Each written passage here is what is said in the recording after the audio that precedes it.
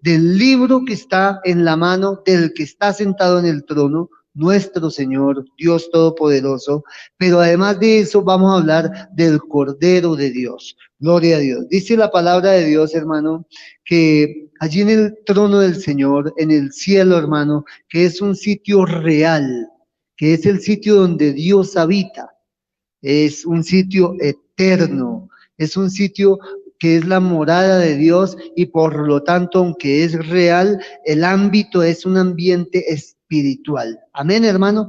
Allí, hermano, en el cielo, todo alaba a Dios. En el cielo, todo adora a Dios por toda la eternidad.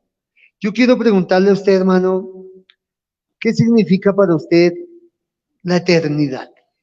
La eternidad, ¿qué significa para usted? El mundo, hermano, pasa y sus deseos, dice la palabra de Dios, pero todo el que hace la voluntad de Dios permanece para siempre. Este ámbito terreno pronto pasará, hermano. Sin importar si usted es joven o es anciano ya, no importa, hermano, esto un día se terminará. Y no importa cuáles sean las circunstancias buenas, difíciles, regulares en las que usted viva hoy, todo esto es temporario, es terreno, es pasajero. Dios el Señor, hermano, se mueve con poder desde la eternidad. Y desde la eternidad se manifiesta el Señor con su poder en este ámbito terreno y temporal para enseñarnos a los hombres que nosotros un día partiremos de este mundo. Hermano, usted un día se va a morir. Usted un día va a partir de este planeta Tierra. Las estadísticas dicen que uno de cada uno se muere. Amén, hermano. Todos moriremos. Está establecido para los hombres que mueran una vez y después el juicio. ¿Qué sigue después de que todo esto pase, hermano? Cuando el Señor nos llame a su presencia, cuando todo esto termine, el día que demos el último suspiro y expiremos y entreguemos nuestro espíritu, nuestra alma, ¿qué sigue? ¿Qué continúa? La eternidad. Y la eternidad es espiritual, es interminable, por eso es eterna, porque no tiene límite de tiempo, no hay temporalidad en la eternidad. Y en la eternidad, hermano, hay dos destinos, o un destino que es estar con el Dios eterno, santo, vivo, amoroso, misericordioso, o un destino que es estar lejos de ese Dios, en un sitio de condenación, un sitio de tormento, un sitio de sufrimiento, lloro y crujir, dice el Señor Jesús, que es ese sitio de tormento, donde el gusano y la llama no cesan. Y el ser humano, hermano, hoy aquí en la tierra, en esta temporalidad, decide si va a pasar su eternidad en el cielo con Dios o va a pasar su eternidad en el sitio de tormento, lejos de Dios para siempre. ¿Qué marca la diferencia? La diferencia la marca entregarle el corazón al Señor Jesucristo en esta vida. Luego de que muramos, hermano, no hay ningún chance. No hay limbo, no hay purgatorio, no hay rezos, no hay misas, no hay sacrificios que puedan sacar a quien partió de este mundo y se fue a la eternidad del sitio donde haya sido asignado por Dios que esté. Si recibió a Cristo Jesús como Señor y Salvador, estará por toda la eternidad en comunión con el Señor en la morada de Dios. Pero si rechazó al Señor Jesús, estará por toda la eternidad en ese sitio terrible. La Biblia lo llama el infierno, lago de fuego, sitio de sufrimiento, de dolor. Entonces, hermano, ¿qué sigue en la eternidad? Dios nos muestra en su palabra, en el libro de Apocalipsis, corre el velo. Apocalipsis significa precisamente revelación, correr el velo. Dios corre el velo y por un momento nos deja entrar en estos capítulos 4 y 5 al cielo, al trono de Dios, al salón del trono de Dios, a la morada de Dios. Y nos deja ver lo que hay en la eternidad en el cielo, para que usted y yo conozcamos, anhelemos y decidamos entrar a esa morada eterna con el Señor. Usted no tiene por qué condenarse ni perderse. Usted no tiene por qué ir al infierno, porque Dios ha hecho todo lo necesario para que todo aquel que crea en Cristo Jesús no se pierda, mas tenga vida eterna. Es necesario recibir en el propio corazón al Señor Jesús como Dios, como Señor, como Redentor. Pedirle perdón por nuestros pecados, arrepentirnos de nuestros pecados, entregarle a nuestra vida y permitir que Él venga a gobernar, a vivir, a estar en nuestros corazones. Cuando eso hacemos, hermano, pasamos de muerte a vida, de condenación a salvación, de estar en tinieblas a la luz admirable de nuestro Dios, a tener comunión con Dios. En el capítulo 5 del libro de Apocalipsis continúa esa escena donde el Señor está mostrándole a Juan lo que pasa en el cielo. Ya hemos visto que se adora al que está sentado en el trono por su santidad, por su omnipotencia, por su eternidad y por ser el creador del universo. En el capítulo 5 comienza diciendo, y vi en la mano derecha del que estaba sentado en el trono, o sea, Dios, nuestro Padre Celestial, un libro escrito por dentro y por fuera, sellado con 7 sellos. Ese libro, hermano, lo tiene Dios que está sentado en su trono en su mano derecha. Y el libro está escrito por dentro y por fuera. ¿Qué libro es ese? Porque ese libro está sellado con 7 sellos. Porque está escrito por dentro y por fuera. Dice la palabra de Dios, hermano, que cuando Juan miró, vio que el Señor está en el trono y tiene en su mano el libro. Y entonces hay una pregunta allí.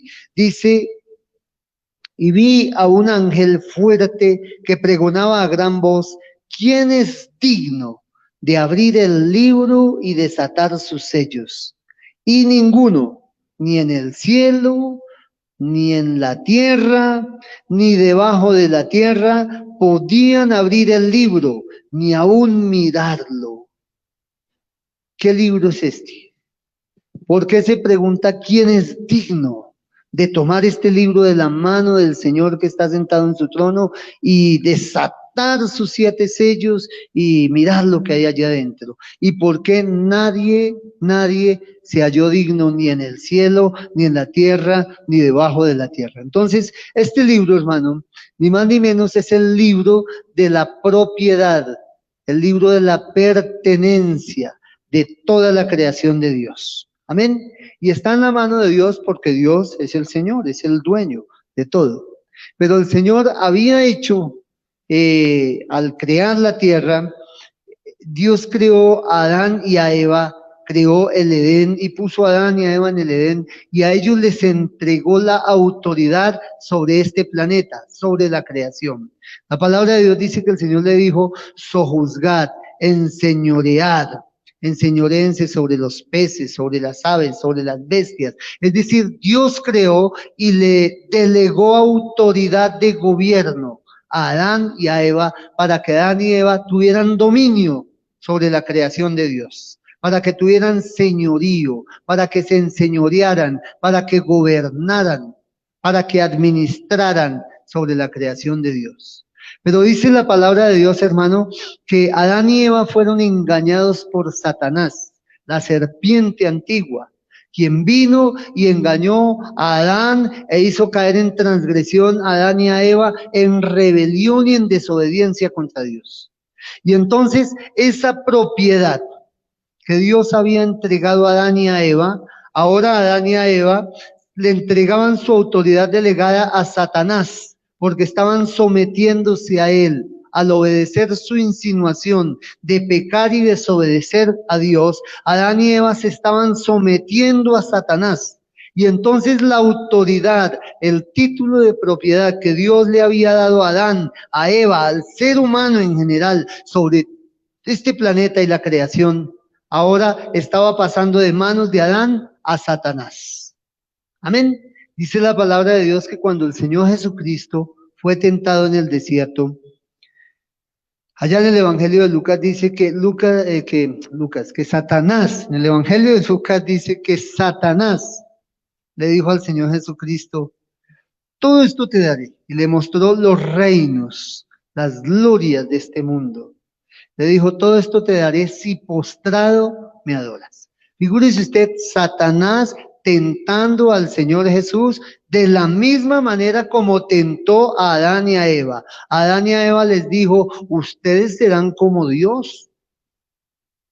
No morirán, sino que serán como Dios si hacen lo que yo les digo. Y ahora le está diciendo al mismo Dios, al mismo Hijo eterno de Dios, a nuestro Señor Jesucristo, Dios el Hijo encarnado, le está diciendo, todo esto te daré si postrado me adoras, porque todo esto me fue dado y a quien quiero se lo doy.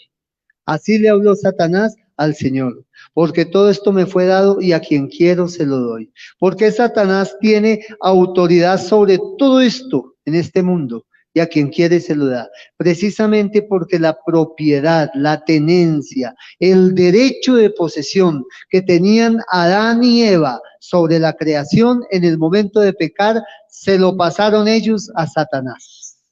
El Señor Jesús habló, allá en Juan habla, en Juan 12, de Satanás como el príncipe de este mundo. El apóstol Pablo habla y dice que Satanás ha venido a ser el Dios de este mundo, Dios con D minúscula, ¿no? O sea, Satanás tiene señorío, potestad, gobierno sobre este mundo. Satanás tiene precisamente, hermano, ese título de posesión y tenencia.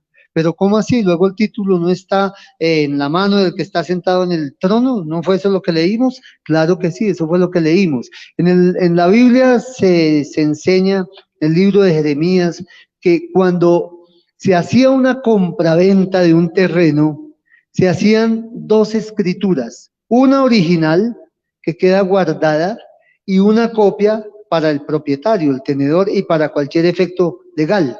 Bueno, eso no ha cambiado mucho, ¿no? Hoy también es así. Cuando usted va a comprar, hermano, un terreno, un inmueble, una casa, ¿dónde queda la copia original? En la notaría, muy bien. Allá queda guardado y certificado que este título de propiedad es de la persona fulano de tal y que pertenece a tal predio, ¿cierto? Bueno, pero también al propietario que le dan una copia. ¿Para qué? Para todos los efectos. Lo que él necesite hacer. Ahí tiene su copia. Bueno, igual es lo que estamos leyendo.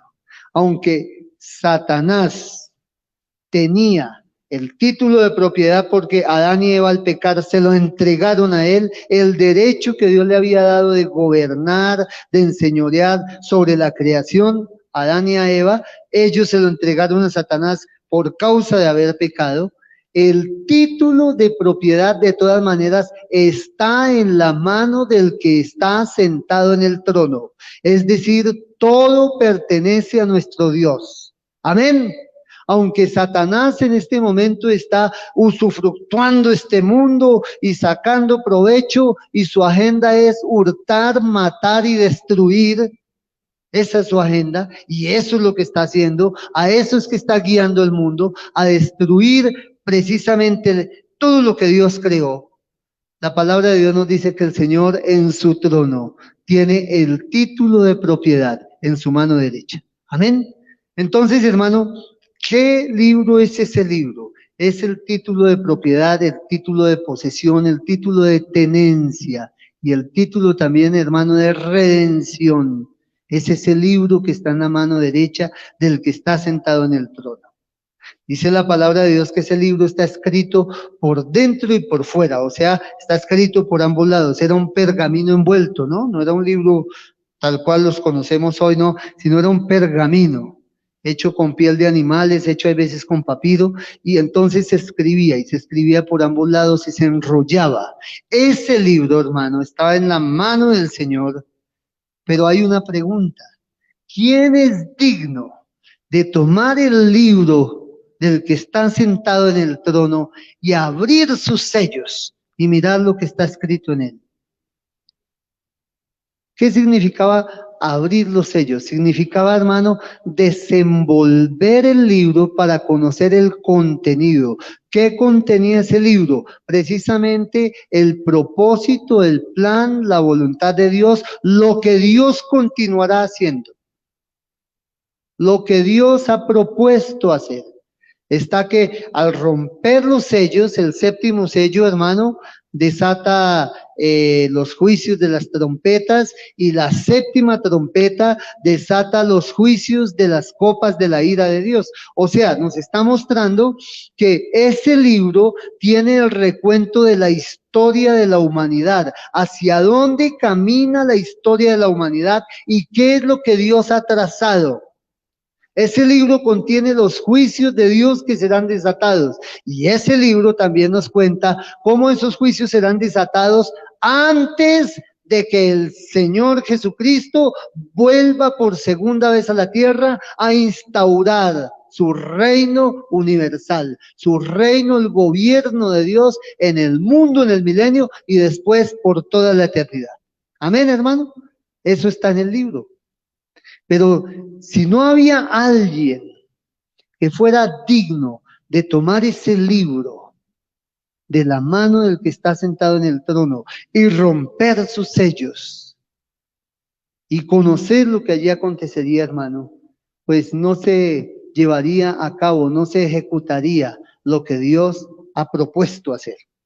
Amén. Entonces dice la palabra de Dios, y vi un ángel fuerte que pregonaba a gran voz: ¿quién es digno de abrir el libro y desatar sus sellos? Y escuche esto, hermano: y ninguno, ni en el cielo, ni en la tierra, ni debajo de la tierra, podía abrir el libro, ni aún mirarlo, ni siquiera mirarlo. No había nadie digno en toda la creación de Dios, no había nadie digno de tomar el libro de la mano del Señor que está sentado en su trono, y mucho menos de desatar, de romper sus sellos. Dice que no había nadie digno ni siquiera de mirar el libro, ni en el cielo, ni querubines, ni arcángeles, ni ángeles, ni santos que han sido salvos. Ninguno era digno en el cielo,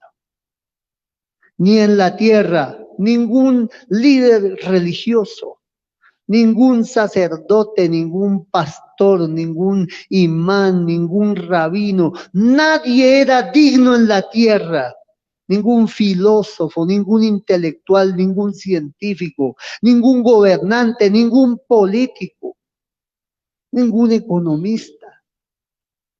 Nadie en la tierra era digno, ni debajo de la tierra, ninguno de los que vivieron y ya murieron, ni ningún demonio. Nadie era digno ni en el cielo, ni en la tierra, ni debajo de la tierra, de tomar ese libro de la mano derecha de nuestro Dios y de romper sus sellos. Cuando Juan vio eso, dice que él lloraba. Dice: y ninguno, ni en el cielo, ni en la tierra, ni debajo de la tierra, podía abrir el libro, ni aún mirarlo, y lloraba yo mucho, porque no se había hallado a ninguno digno de abrir el libro, ni de leerlo, ni de mirarlo. ¿Por qué lloraba Juan, hermano? ¿Por qué Juan lloraba al ver que no había alguien digno? Hermano, no es para menos. Si no había alguien digno de tomar ese libro, quiere decir que todas las cosas continuarían como están. ¿Ustedes lo están entendiendo? ¿Cómo está el mundo hoy? En caos, en crisis. Perdón, ¿me regalan un poco de agua? Gracias. En caos, en crisis. El ser humano caído en maldad, en pecado. En el mundo solo hay sufrimiento, muerte, dolor, maldad, crueldad, destrucción. La naturaleza toda está siendo destruida por el hombre, hay deforestación, hay devastación, hay contaminación medioambiental, atmósfera contaminada, capa de ozono destruida, ríos y mares destruidos, la vegetación está siendo completamente devastada, las especies se están extinguiendo. El ser humano está acabando lo que Dios creó. Amén, hermano. Y el ser humano en su vida, en su práctica diaria, en su forma de vivir con otros seres humanos, es maldadoso, es pecador, se ha dedicado a la crueldad, al asesinato, a la injusticia, a la corrupción, al abuso, a la inmoralidad, a la adicción, a la violencia, a la mentira. Hermano, el ser humano se ha apartado completamente de Dios, a la hechicería, a la idolatría, a todo lo malo. Hermano, si no hay quien tome el libro de la mano del Señor, todo continuará como está. El ser humano sufre, se enferma, se envejece, muere. Y si no hay quien tome de la mano derecha del Señor ese libro, todo se queda así, hermano. No hay solución para la muerte, no hay solución para el sufrimiento, no hay solución para la enfermedad, no hay solución para el pecado, no hay solución para la injusticia, no hay solución para la maldad, no hay solución para la corrupción, no hay solución. Satanás seguiría enseñoreándose y esclavizando a la raza humana como lo ha estado haciendo hasta ahora para destruirle. El Señor Jesús habló y dijo, el ladrón, o sea, Satanás, vino para hurtar, matar y destruir. Pero yo he venido, dijo el Señor Jesús, para que tengan vida y vida en abundancia. Dice la palabra que el Señor vino para deshacer las obras del diablo. Pero no había nadie digno, ni en el cielo, ni en la tierra, ni debajo de la tierra. Lloraba yo mucho, dice Juan, y lloraba porque no había nadie digno. Y si no había nadie digno, ¿cómo estaría todo como está? No habría redención. No habría perdón de pecados, no habría salvación, no habría destrucción de la muerte, no habría castigo para los malvados, no habría corrección de la maldad, no habría consuelo para los creyentes.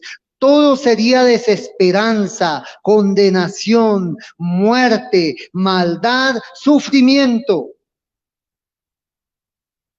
Juan lloraba por eso. Decía, no puede ser que el universo entero esté condenado a quedarse como está.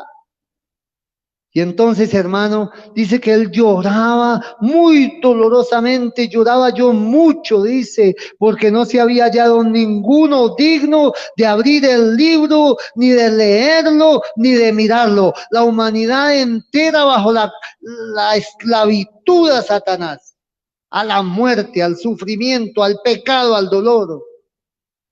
Y entonces uno de los 24 ancianos que están alrededor del trono, el que está sentado en el trono de nuestro Dios, uno de los ancianos me dijo, no llores.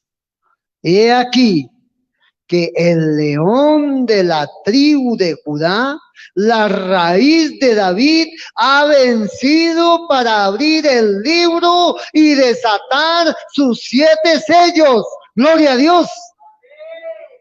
Estaba él en ese momento de angustia, desesperanza, llorando, pensando que no había nada, que no había solución, que el ser humano y todo estaba perdido para siempre. Y de pronto uno de los ancianos que están alrededor del trono, ya dijimos que esos ancianos representan los redimidos de la iglesia del Señor, lo mira y le dice, no llores, no llores, he aquí que el león de la tribu de Judá, la raíz de David, ha vencido para abrir el libro y desatar sus 7 sellos.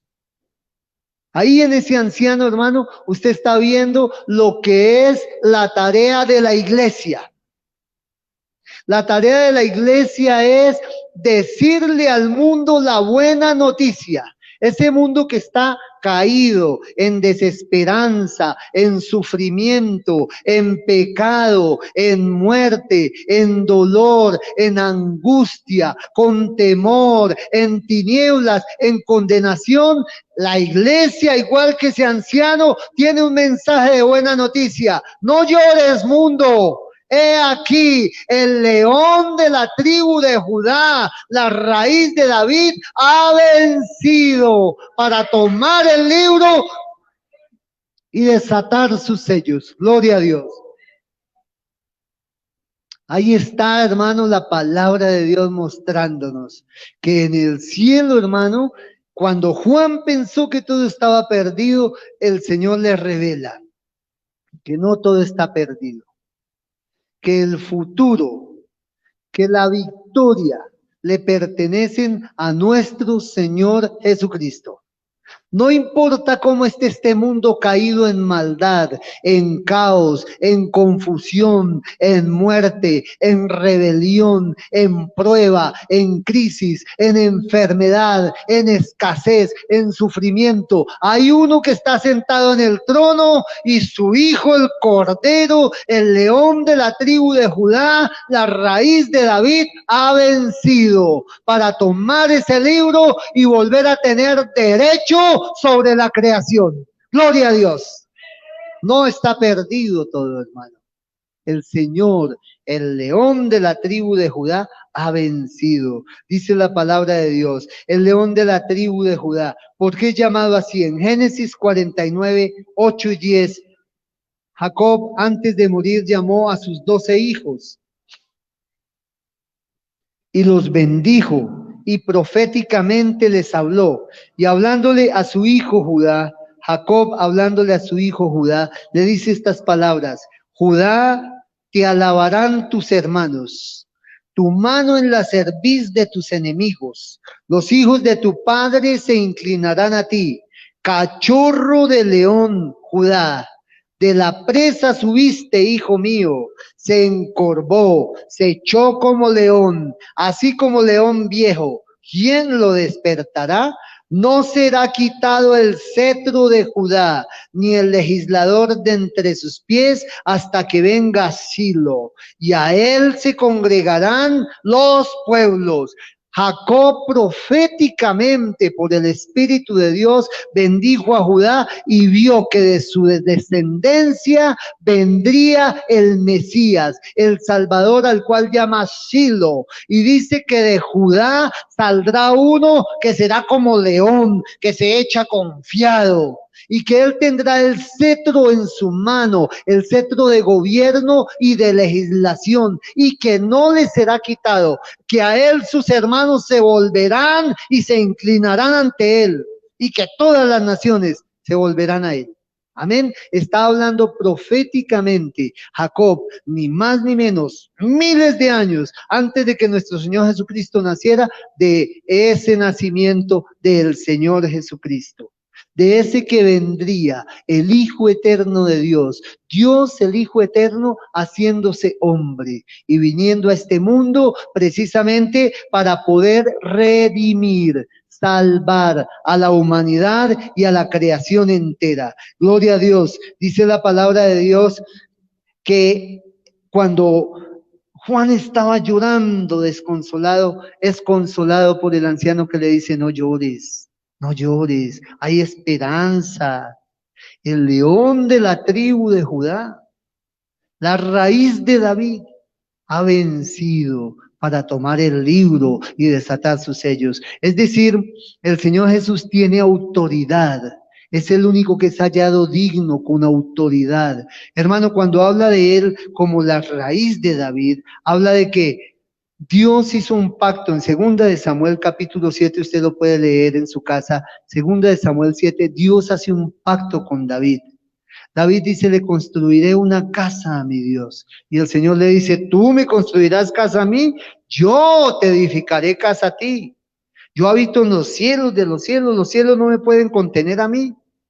Tú me edificarás casa a mí, yo edificaré casa a ti. y te levantaré uno a quien nunca le será quitado el trono. ¿Y ese quién era? Nuestro Señor Jesucristo. Usted encuentra en los evangelios de Mateo y Lucas dos genealogías, que por cierto son diferentes. Amén. En la genealogía de Mateo usted encuentra que se lleva desde Jesús hasta Abraham. Y en la genealogía de Lucas usted encuentra que se lleva desde Jesús, o sea, desde Jesús hasta Adán. Hasta Adán. Amén. ¿Por qué motivo? En la genealogía de Mateo se muestra que Jesús es el descendiente de Abraham, tiene derecho sobre la Palestina, todo lo que Dios le prometió a Abraham, es el descendiente de David, tiene derecho sobre el trono de David. En el Evangelio de Lucas se muestra que además de que Jesús es descendiente de David y de Abraham, es descendiente de Adán, el primer hombre, o sea, tiene derecho sobre toda la tierra, sobre toda la humanidad. El Señor Jesús tiene derecho sobre lo que Dios prometió a Abraham, sobre lo que Dios prometió a David y sobre lo que Dios prometió a Abraham, a David y a Adán. El Señor Jesús tiene toda autoridad. Antes de subir al cielo, luego de haber muerto y luego de haber resucitado, el Señor Jesús dice, toda potestad, o sea, toda autoridad me es dada en el cielo y en la tierra. Por tanto, vayan por todo el mundo y prediquen el evangelio, las buenas nuevas de salvación a todas las naciones, a todas las criaturas. Amén, hermano. Igual que ese anciano en el cielo, la iglesia tiene que decirle a este mundo perdido, no llores, mundo, que el Señor, el león de la tribu de Judá, la raíz de David, ha vencido y ha tomado el título de propiedad. Todo le pertenece a Él. Hay esperanza. No estamos condenados. No estamos perdidos. Sí vamos a ser salvos porque Él ha vencido y ha tomado el título de propiedad. Amén, hermano. Él, nuestro Señor Jesucristo. Gloria a Dios. Él tiene el derecho sobre la Palestina, sobre Israel, sobre el trono de David, sobre la tierra. Dice que Juan se volteó, dice allí en el versículo 6, y miré y vi, se volteó a mirar a ver qué era lo que había. Dice, y miré y vi que en medio del trono y de los 4 seres vivientes y en medio de los ancianos estaba en pie un cordero como inmolado, que tenía 7 cuernos y 7 ojos, los cuales son los 7 espíritus de Dios enviados por toda la tierra. Dice, y miré y vi en medio del trono. Sepa usted, hermano, que Cristo es el centro del trono y del universo. Juan se volteó a mirar cuál era el león de Judá que había vencido. Y cuando se voltea y mira, en medio del trono, está el trono de Dios, ahí en todo el centro del trono está el Señor Jesucristo. Dice que en medio de los 4 seres vivientes, ya habíamos visto que está el trono y alrededor 4 seres vivientes. Está el trono y alrededor de los 4 seres vivientes 24 ancianos que se postran y adoran a Dios, que representan a los redimidos. Está el trono, los seres vivientes, los ancianos, hermano, pero además alrededor hay millones de ángeles.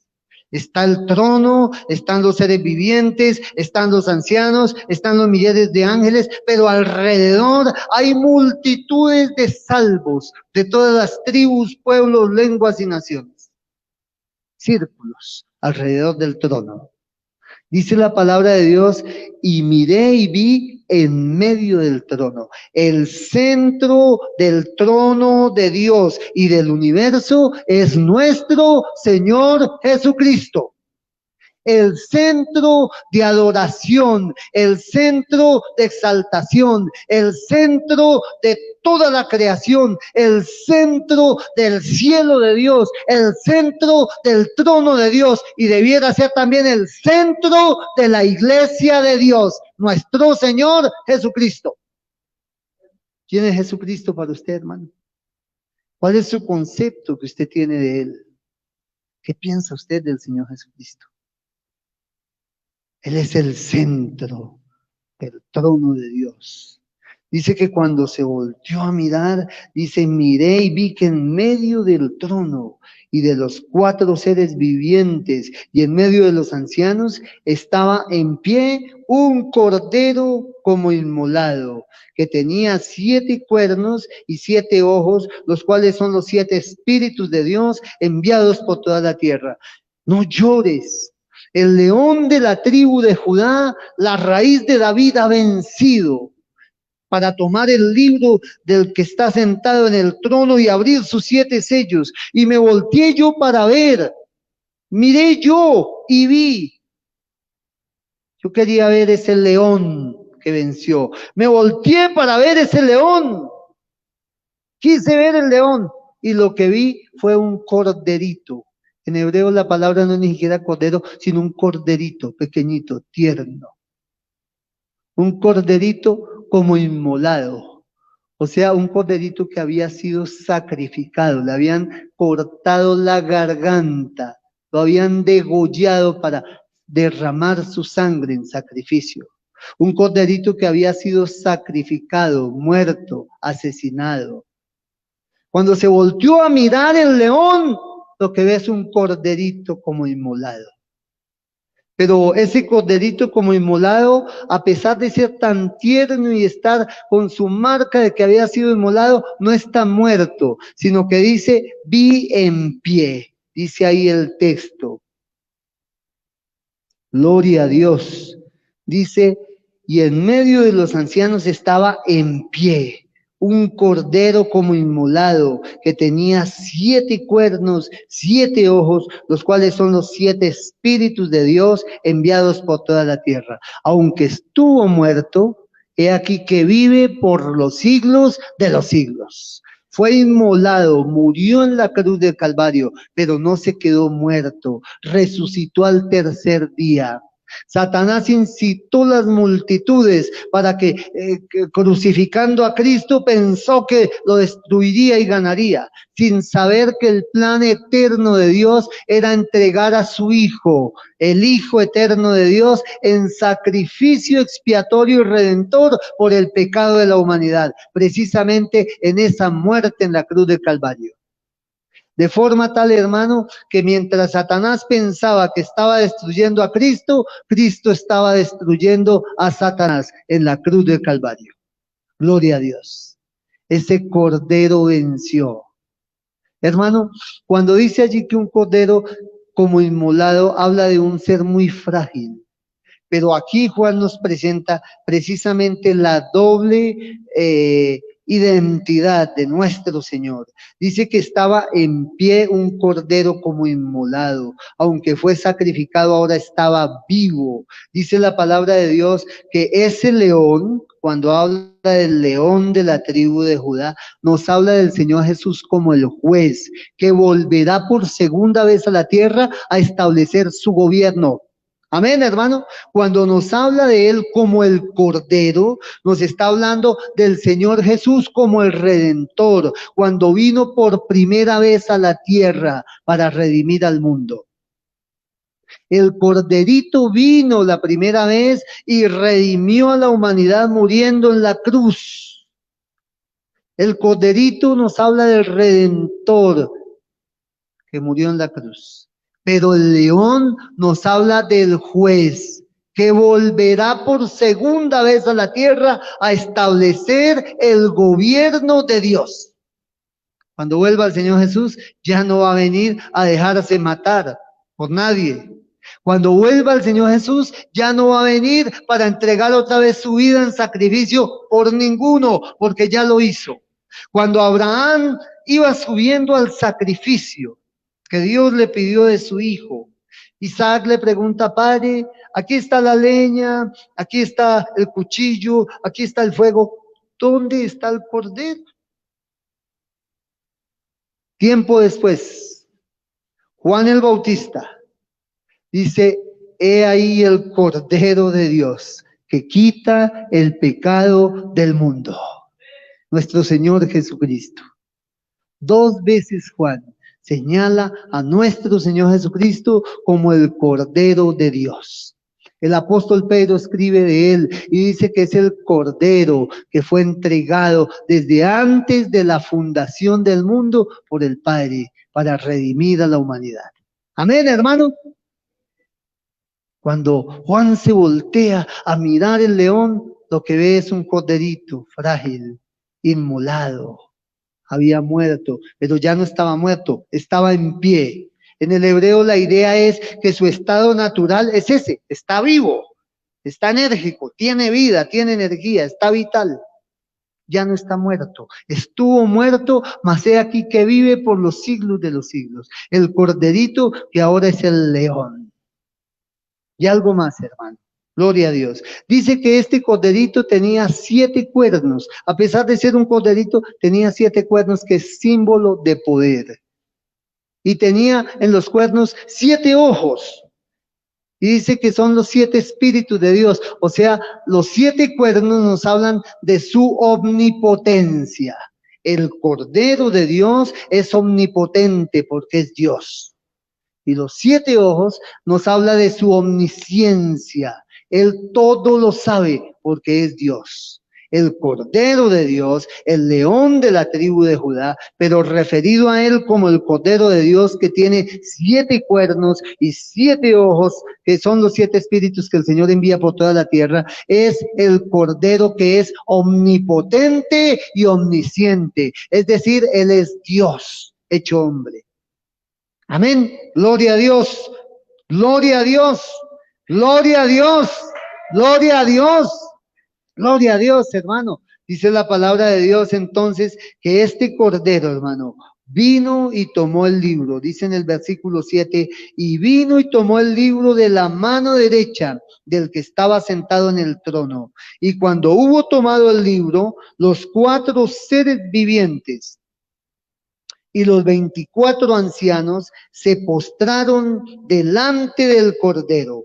Todos tenían arpas y copas de oro llenas de incienso, que son las oraciones de los santos, y cantaban un nuevo cántico diciendo: digno eres de tomar el libro y de abrir sus sellos, porque tú fuiste inmolado y con tu sangre nos has redimido para Dios de todo linaje y lengua y pueblo y nación, y nos has hecho para nuestro Dios reyes y sacerdotes, y reinaremos sobre la tierra. Cuando el Cordero toma el libro, hermano, inmediatamente se inicia un movimiento de adoración en el cielo. Inmediatamente él toma el libro, hermano, es movido del cielo a adorar. En 3 movimientos se ofrece adoración al que está en el trono y al Cordero. En el capítulo 4 vimos que se ofrecía adoración al que está en el trono como creador, por su santidad, por su omnipotencia, por su eternidad. Pero ahora en el capítulo 5 vemos que se le ofrece adoración al que está en el trono y al Cordero. Amén, gloria a Dios. Dice la palabra de Dios que el Señor toma del que está en el trono del Padre Celestial el libro, y entonces los 4 seres vivientes se postran y adoran. Dice, y vino y tomó el libro de la mano derecha del que estaba sentado en el trono, y cuando hubo tomado el libro, los 4 seres vivientes y los 24 ancianos se postran delante del Cordero. Óigame, hermano. Hemos leído que ellos se postran delante del Cordero. Yo quiero hacerle a usted una pregunta, hermano. ¿Usted es consciente de que estamos hablando de una escena en el cielo, en la eternidad, en la habitación del trono de Dios? Y que allí seres muy poderosos, muchísimo más poderosos que cualquier ser humano poderoso, delante del Señor se postran y le adoran. En el capítulo 4 dice que no cesaban de decir día y noche: santo, santo, santo nuestro Dios. Amén, hermano. Aquí de nuevo vemos que se postran y le adoran. Una pregunta: ¿usted se postra ante el Señor? ¿Usted ha aprendido en su vida a doblar sus rodillas ante el Señor? Todos nosotros debemos aprender a humillarnos en postración delante de nuestro Dios. Postrarse, hermano, es un acto físico, que tiene un mensaje espiritual y es: a ti me rindo, te reconozco como el Altísimo, yo delante de ti no soy nada, soy como el polvo de la tierra y hasta menos. Por eso me postro ante ti, tú eres el grande, tú eres el eterno, tú eres el poderoso, tú eres el Señor, y yo me postro ante ti. Amén, hermano. Los 4 seres, los 24 ancianos que representan los redimidos, se postraban ante el Señor. Gloria a Dios. Dice: los 24 ancianos se postraron delante del Cordero. Todos tenían arpas y copas de oro llenas de incienso, que son las oraciones de los santos, y cantaban un nuevo cántico diciendo: digno eres de tomar el libro, de abrir sus sellos, porque tú fuiste inmolado y con tu sangre nos has redimido para Dios de todo linaje, lengua, pueblo y nación, y nos has hecho para nuestro Dios reyes y sacerdotes, y reinaremos sobre la tierra. Mire, hermano, no solo se postran delante del Cordero, sino que dice que todos tenían, ¿qué? Que tenían arpas. Arpas, el vocablo allí alude a quítara, es algo muy parecido como a la guitarra. Todos esos ancianos tenían quítaras, arpas. ¿Qué quiere decir eso, hermano? Que en el cielo se conoce la música. ¿Ha aprendido usted a hacer música para Dios, a gozarse para el Señor con la música de alabanza a Dios? La música la creó Dios. Satanás, cuando era el querubín lucero de la mañana, antes de caer, antes de rebelarse, dice la palabra de Dios que tocaba tamboriles y flautas. En el día de su creación todo eso sonaba. O sea, Dios es el creador de la música, pero este querubín que se rebeló contra el Señor ha tomado ese maravilloso don de la música y lo ha pervertido, para que el ser humano, en lugar de alabar y deleitarse en Dios con la alabanza, más bien, hermano, se pierda con la música. La música incita a lo que sea. Usted sí sabe eso, ¿no? Sí, amén o no amén. ¿Usted sí entiende que la música tiene un poder de influir nuestras emociones, nuestros pensamientos, nuestra cordura, nuestra capacidad de sentirnos en un momento dado?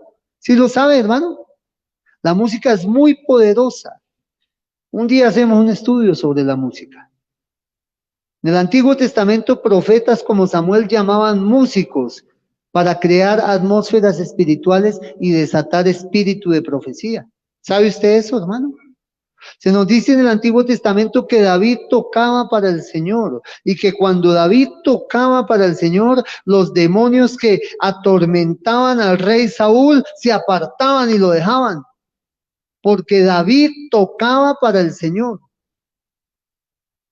La alabanza es poderosísima. La iglesia de Dios debe aprender a alabar al Señor. En el cielo se postran delante de Él, pero además tienen arpas. Y dice que además tenían copas llenas, copas de oro llenas de incienso, que son las oraciones de los santos. Óigame, hermano, no solo se postran ante Él, no solo le hacen alabanza musical, sino que además hay unas copas de oro que cada uno tiene, que están llenas de un incienso exquisito. Y la palabra de una vez nos dice que ese incienso son las oraciones de los santos. Hermano, una pregunta: ¿usted ora a Dios? ¿Saca usted tiempo para elevar a Dios su oración de adoración, de alabanza, de comunión con Él?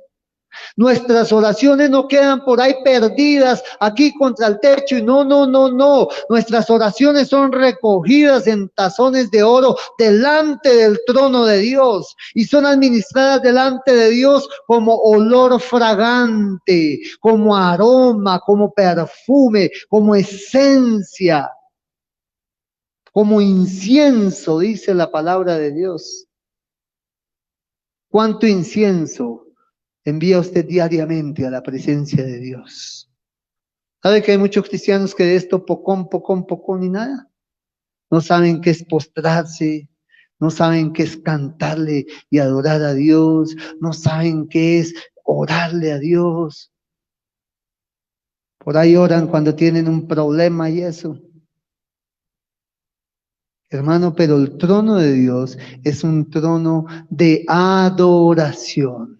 Es un trono de humillación, es un trono de alabanza, es un trono de postración ante el que está en el trono y ante el Cordero. Amén. Quien no le guste adorar y alabar, si va al cielo, se va a aburrir. Ya lo habíamos mirado la semana pasada. La va a pasar aburrido en el cielo. Uy, ¿a qué hora estoy? Yo me quiero ir del cielo. Yo me quiero ir. Aquí no hacen sino alabar y adorar. Aquí no hacen sino cantarle al que vive y proclamar su nombre y darle gloria y honra y adoración y poder y alabanza. Uy, qué pereza por los siglos de los siglos. Uy, no, yo no. ¿Lo están teniendo, hermano? Si usted no es adorador aquí, no será adorador allá. ¿Por qué hemos de adorar al Señor? Dice la palabra de Dios que las oraciones son incienso para el Señor. Y dice también que cantaban un nuevo cántico. No solo hacían música para Él, sino que además le cantaban un nuevo cántico. ¿Usted le canta a Dios, hermano? Hay algunos que solo cantan aquí en la iglesia. Hermano, pero la palabra de Dios nos enseña que el canto para Dios es alabanza, es adoración, y que el canto para Dios nos llena de la presencia de Dios. Pablo dice en Efesios, por ejemplo, antes bien sed llenos del Espíritu, cantando entre vosotros con himnos, salmos y cánticos espirituales. Oiga, cuando cantamos a Dios con himnos, con salmos, con cánticos espirituales, somos llenos de la presencia del Señor, del Espíritu de Dios. Pero hay los que cantan al despecho, hay los que cantan al desamor, hay los que cantan a la ordinariez, a la chabacanería, a la borrachera. Por ahí al lado de la casa tengo un vecino que me tiene el oído así ya roto, hermano. Ay, no pone esos corridos vulgares de mafiosos y toda esa grosería y toda esa chabacanería y ordinariez. Ay, que yo soy más malo que Pablo Escobar, que yo el que no me cumple lo voy es quebrando, que oiga, qué mano de vulgaridad, qué suciedad, qué inmundicia. Y ahí entiende uno de que está lleno un corazón. Amén, hermano. ¿De qué está lleno nuestro corazón, hermano? Cuando usted está oyendo la música, no es que toda la música que no sea cristiana es mala, no. Hay música muy bonita, secular. Yo a mi esposa le dedico canciones bonitas. Por ahí a veces escucho canciones seculares, pero con una letra que edifique, que levante. Amén. Pero más allá, hermano, de mi gusto personal, está la adoración y la alabanza para Dios. Porque realmente la música ha sido hecha por el Señor para su gloria y su alabanza. Por eso aquí en la iglesia, hermano, no se cohíba de cantar, no se cohíba de danzar, no se cohíba de aplaudir, no se cohíba de levantar la voz y dar gloria a Dios, bendito su nombre, santo te adoro, Padre. No se cohíba de orar, no se cohíba de hablar y decir. Dice la palabra, cantaban un nuevo cántico diciendo, dice ahí en el versículo 9, diciendo, porque es que a Dios se le dice, hermanos, vamos a orar. No, hermano, ahora su boca y dígale a Dios. Porque en el cielo le dicen, oiga, y el cielo es un ámbito espiritual. Amén, hermano. Dios conoce nuestros corazones, pero Él quiere que expresemos. Amén, hermano. Él quiere que expresemos con nuestros labios. Mire, hermano, lo que dice en el versículo 9. Y cantaban un nuevo cántico diciendo, digno eres de tomar el libro y de abrir sus sellos, porque tú fuiste inmolado y con tu sangre nos has redimido para Dios de todo linaje y lengua y pueblo y nación. Y nos has hecho para nuestro Dios reyes y sacerdotes y reinaremos sobre la tierra. ¿Qué le están diciendo al Señor? Digno eres de tomar ese libro y de abrir sus sellos, porque tú fuiste inmolado, tú moriste en la cruz y nos has redimido. ¿Quiénes son los que le están cantando, hermano? ¿Quiénes le cantan? Los redimidos. Nos has redimido de todo linaje, de toda lengua, de toda tribu, de todo pueblo, de toda nación, sin distingo de personas, de categorías, de clases sociales, de raza, de sexo. Tú nos has redimido con tu sangre preciosa. Y nos has hecho para nuestro Dios reyes y sacerdotes y reinaremos contigo por siglos de los siglos. Amén, hermano. Entiéndalo, hermano. Un montón de donadies como somos nosotros. El Señor nos redimió por medio de su inmolación con su sangre preciosa. Nos limpió de pecado, nos perdonó, nos lavó el juicio, el castigo, la condenación, la muerte que debería caer sobre nosotros por causa de nuestro pecado. Él la llevó sobre sí mismo en la cruz de Calvario, para que ahora todo aquel que en Él crea no se pierda, sino que tenga vida eterna. Para que sea un rey y un sacerdote. Rey porque tiene autoridad delegada de Dios y un día gobernaremos con el Señor en el milenio. Y sacerdote para que día y noche ministre delante de Dios todo. Amén, hermano. Figúrese usted y yo llegando al mismo Dios, sin intermediarios. Porque ahora somos sacerdotes por causa de lo que el Señor Jesucristo nos da, diciendo, digno eres de tomar el libro y abrir sus sellos. ¿Por qué es digno? Porque fuiste inmolado, porque con tu sangre nos has redimido para Dios, porque nos has hecho para Dios reyes y sacerdotes, porque reinaremos sobre la tierra por lo que tú has hecho por nosotros. Por eso eres digno, porque tú redimiste la creación entera. Solo tú eres digno de tomar ese título de propiedad y volver a tener la propiedad que solo a ti te pertenece, y solo tú eres digno de romper esos sellos y manifestar lo que sigue en el propósito de Dios. Solo nuestro Señor Jesucristo, el león de la tribu de Judá, el cordero inmolado, la raíz de David, el digno, el vencedor, solo Él es digno. Amén, hermano. Amén, amén, amén. El énfasis se pone en la redención. Y ahí está el primer movimiento, hermano, de adoración. El segundo movimiento de adoración usted lo encuentra en los versículos 11 y 12. Y miré y oí la voz de muchos ángeles alrededor del trono y de los seres vivientes y de los ancianos, y su número era millones de millones, que decían a gran voz, el cordero que fue inmolado es digno de tomar el poder, la riqueza, la sabiduría, la fortaleza, la honra, la gloria y la alabanza. El primer movimiento de adoración, los 4 seres vivientes y los 24 ancianos adoran al Señor. Los 24 ancianos le adoran con arpas, se postran ante Él, le cantan, le dicen, tienen oraciones que es incienso para Él y reconocen que Él es digno porque Él nos redimió con su sangre preciosa, nos ha hecho reyes y sacerdotes. Ese es el primer movimiento de alabanza y adoración. El segundo movimiento, dice Juan, y miré y vi alrededor del trono muchos ángeles, dice allí. Y para ayudarnos a entender ese muchos, dice, ¿eran cuántos? 100,000, 1,000,000. 10 millones, 100 millones, ¿cómo dice? Millones de ángeles. Amén, hermano. Millones de millones, dice ahí el texto, hermano.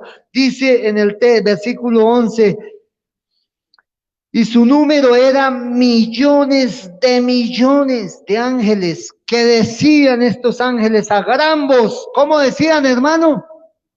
¿Cómo decían? A gran voz. Hay veces uno le dice aquí a los hermanos, hermanos, vamos a orar.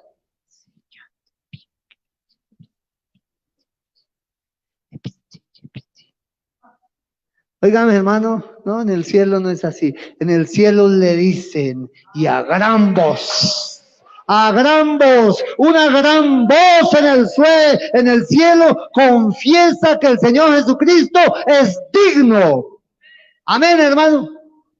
¿Usted quiere en esta mañana confesar que Él es digno? A ver, confiéselo. ¿Ve? No escuché, hermano. Oh, una gran voz. Él es digno, solo eso. Él es digno de tomar el libro. Confiéselo. ¿Eso fue una gran voz? A ver, Él es digno, confiéselo. Qué vergüenza con los ángeles. Hagámoslo una vez más, pero de verdad. Ah, ya se va acercando. ¿Qué tal si lo hacemos ahora sí bien como es, para cuando estemos allá no pasemos vergüenzas?